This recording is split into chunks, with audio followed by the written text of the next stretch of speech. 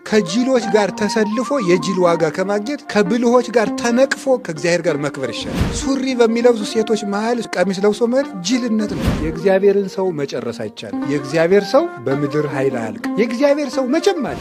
ማንም ሰው ውበቱን ማካፈል አይፈልግም። እንደዚህ ያደረገ እግዚአብሔር ብቻ ነው የምናውቀው። ቂጣኛ በሀገራችን አሁን ድሮ የተናቀ ሰው እንደሚበላው ነበር የምናውቀው። አሁን ፒዛ የሚል ስም ወጥቶለት ከተማ ተሽሞንሙኖ ነው የሚበላው። አባ ገሌን እኔ እወዳቸዋለሁ ሲጀበላት ወዳቸውን ሁሉን ወደ ዱሬ እንዲጌታ ከእውነት ጋር ብቻውን የቆመ ሰው ብቻውን ትልቅ ዋጋ ያገኛል። ሰላም በሌለበት ሰዓት ልብን ሰላም ማድረግ ለሚያምን ሰው ከባድ ነው። እግዚአብሔር መቅደስ ውስጥ ፈርዶ ሜዳ ላይ የሚታጣ አይደለም። ፍርዱ የትም አለች፣ ጌትነቱ የትም ትሰራለች፣ ዕውቀቱ የትም ትመረምራለች። እግዚአብሔር አንዱ መልካምነቱ ምንድነው? ብቻውን መኖር ሲችል ፍጥረት መፍጠሩ ነው። አንድ ሰው ቅዱስ እየሆነ ሲሄድ ምስጋና ለምን እንደሚያስጠላው ታውቃላችሁ? ምስጉን የሆነውን የእግዚአብሔርን መልክ እየመሰላት ስለሚሄድ። ጨረቃን የፈጠረው ለኛ፣ ከዋክብትን የፈጠረ ለኛ፣ እጽዋትን የፈጠረ ለኛ፣ አራዊት እንስሳት የተፈጠሩ እኛን ለማገኘት፣ ከዚያስ መላእክት የሚጠብቁን እኛ።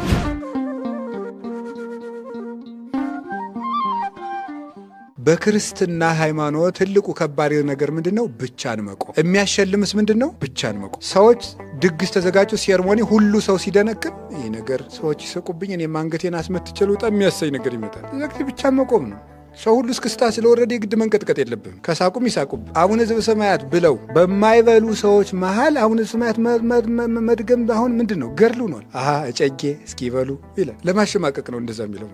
ሱሪ በሚለብሱ ሴቶች መሃል ቀሚስ ለብሶ መሄድ ጅልነት ነው። እንዴት እናድርግ? ጓደኞቻችን እንደ ጅል እየቆጠሩ ነው። ይቁጠራ። ከእግዚአብሔር ጋር መቆም አይሻልም? ከጅሎች ጋር ተሰልፎ የጅል ዋጋ ከማግኘት ከብልሆች ጋር ተነቅፎ ከእግዚአብሔር ጋር መክበር ይሻላል። እግዚአብሔር ነዋ ክብር። ሰዎች ያከበሩትን ነገር ይንቁት። ዛሬ አምና ያከበሩትን ዘንድሮ ይንቁታል። ይታወቃል። ኢትዮጵያ ውስጥ በረባሶ የሚባል ጫማ ታውቃላችሁ? የመኪናው ጎማ ማለት ነው። የመኪናው ጎማ በጫማ ምስማር ደግሞ የሚባል አለ። ጫማ ምስማርም ራሱ በዚያ ጫማ ምክንያት የመጣ ነው የሚመስለኝ። በዚያ በምስማር ተመቶ ሰውያን አድርጎ ይሄዳል እና 3 ብር ነበር የሚሸጥ እኔ ሳውቀው፣ ብር ከ50 ነበር። በ2000 ዓመተ ምህረት ይመስለኛል። እርግጠኛ ነኝ ወይ አንድ ዘፋኝ ለብሶ ተዘፍኗል። በጣም ብዙ ውድ ዋጋው ነው። በሚሊኒየሙ ፋሽኑ ነው። ሰው ሁሉ ነጠላ ጫማ የከተማ ልጁ ላይ እያደረገ ሲጃጃል ነበር። መልሶ ደግሞ ይንቀዋል ሰው። የሰው ልጅ አይምሮ ተለዋዋጭ ስለሆነ ሰው ያከበረው ነገር ትልቅ አይደለም። ተለዋዋጭ ነው የሰው ልጅ። አምና በተደሰትንበት ነገር ዘንድሮ አይደሰትም። ቂጣኛ በሀገራችን አሁን ድሮ የተናቀ ሰው እንደሚበላው ነበር የምናውቀው። ምን ቂጣ ትጠፈጥፋለች ማለት የሴት ስድብ ነበር። አሁን ፒዛ የሚል ስም ወጥቶለት ከተማ ተሽሞንሙኖ ነው የሚበላው። አሁን ቂጣ ነው እኮ ግን ምንም ሰላጣ ምናምን የተቀባ ቂጣ ነው። የሆነ ነገር ተጨመረበት ነው። እና ቂጣ ስሟን ቀይራ ሆቴል ውስጥ ተከብራ ትሸጣለች። የሰው ልጅ ጭንቅላት ወረተኛነት እኮ ነው የሚያሳየው። እንዲሁ እኮ ግሩም እኮ። እኔ ቂጣ ምን ጨነቀ ብዬ ነው በውድ ምገዛው። ፈልግ እቤቴ ያስጋግሬ በብረት ምጣድ በበርበሬ ያስቀብቻ አልበላም። ሽንኩርት ምናምን ከሆነ ከትፌ ጨምርበታለሁ። እንዲሁ ሰው ምን አብዶ ነው እዚያ ውድ ብር ገዝቶ የሚበላ? እንዲሁ እኮ ግርም ነው የሚያደርገው። ሰው ጭንቅላቱ ተለዋዋጭ መሆኑ የምታዩት ለዚህ ይህ የሰው ልጅ ወረተኛነት ነው። እና ሰዎች ወረተኛ ስለሆኑ ሰዎች ላጨበጨቡለት ነገር ዘመን ተከትሉታል ተብሎ ሂዶ መግዛት፣ ሂዶ መሸጥ፣ ሂዶ መሰለፍ፣ አብሮ ማጨብጨብ፣ የሆይ ሆይታ እምነቱ ሆይ ሆይታ፣ ምን ስብሰባው ሆይ ሆይታ። አባ ገሌን እኔ እወዳቸዋለሁ ሲጀበላት ወዳቸውን ሁሉን ወደ ዱሬ እንዲጌታ። ምእመንነትና ደጋፊነት ልዩነት አላቸው። ደጋፊ አጨብጫቢ ነው። ምእመንሳ ጸዳቂ ነው። ምእመን የሚጸድቅ ነው።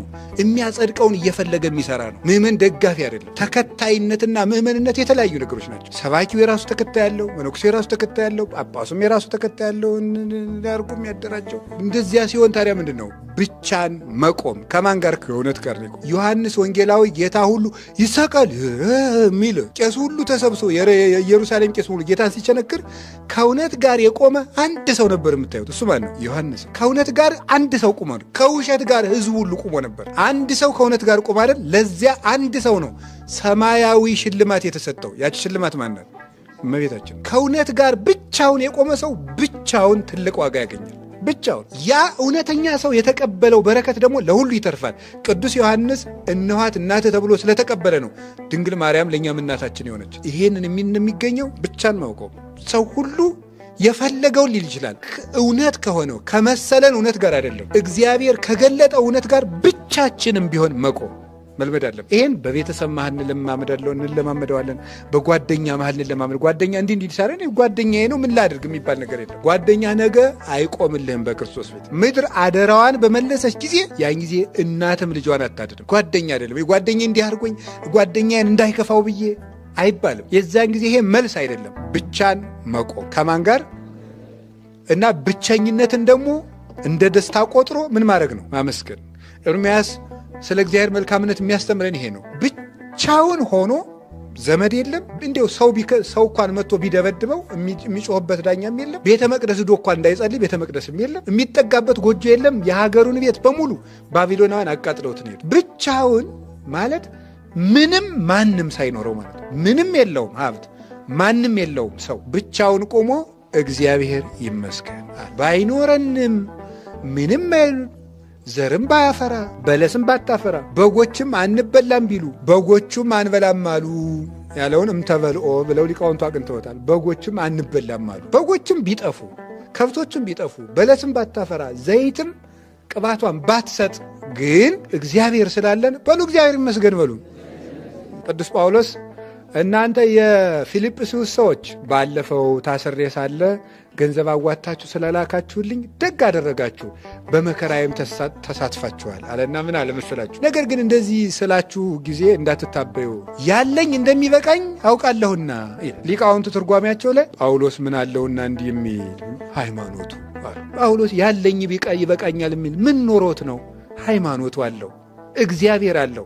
እግዚአብሔር ካለው የእግዚአብሔር የሆነ ሁሉ የሱ ነው። ምንም የለንም ግን ሁሉ አለን አለ። ምንም የለንም ሁሉ አለን። የሚያውቀን የለም ሁሉ ያውቀናል አለ በእግዚአብሔር ዘንድ። ታዋቂ ሰዎች አይደለንም በእግዚአብሔር ግን የታወቅን ብሎ የተናገረው ለዚህ ነው። እና እንደ ኤርምያስ ብቻ ነው እግዚአብሔር መልካም ነው ማለት ሲኖረን ዘመድ አጠገባችን ክብብ እንወድሃለን እንወድሻለን ስንባል አይደለም። ብቻን ቆሞ እግዚአብሔር ይመስገን። ብቻን ማለት ምን ነው? ከሀብትም ተለይቶ ከጤናም ተለይቶ ከቤትም ተለይቶ ከዘመድም ተለይቶ ጓደኛም ጠፍቶ ጤናም ጠፍቶ ሁሉም ታጥቶ ሰላምም ጠፍቶ በተለይ በዚህ ዘመን ይሄን የገጠመው ኤርምያስ ታዲያ በሰላም ዘመን ሆኖ ነው አይደለም። ሰላም በሌለበት ሰዓት ልብን ሰላም ማድረግ ለሚያምን ሰው ከባድ ነው። ለሚያምን ሰው ቀላል የሚሆነው እግዚአብሔርን ያሰብን ነው። ቅዱስ ዳዊት ይህን ተነግሯል። ደስ ነው የሚለው እኮ ቅዱስ ዳዊት እግዚአብሔርን አሰብኩት እናሳ ደስ አለኛል። ግፍ ሲበዛበት ፍትሁን ያስበዋል፣ ሲርበው መጋቢነቱን ያስበዋል፣ በኃጢአት ሲወርቅ ቸርነቱን ያስበዋል። እግዚአብሔርን አሰብኩት ደስ አለኛል። ፍጡርን ቢያስቡት ምኑን ደስ ያሰኛለሁ? ቅዱሳንን አይደል? መልካም እንደሱ መልካም ይሆነዋል። እግዚአብሔር መልካም ነው። ዛሬ ወስዶ በስደት ሀገር ተንከባክቦ ከሄዱበት ሀገር እንደገና ሰላም ሰጥቶ እንደገና ደግሞ ከተማረኩበት ሀገር ውስጥ አስከብሮ 3 ደቂቅን የሚያሉ ጀግኖች ደግሞ አስመጣ። ጎበዝ። የእግዚአብሔርን ሰው መጨረስ አይቻልም። የእግዚአብሔር ሰው በምድር ኃይል አያልቅም። የእግዚአብሔር ሰው መቼም አለ።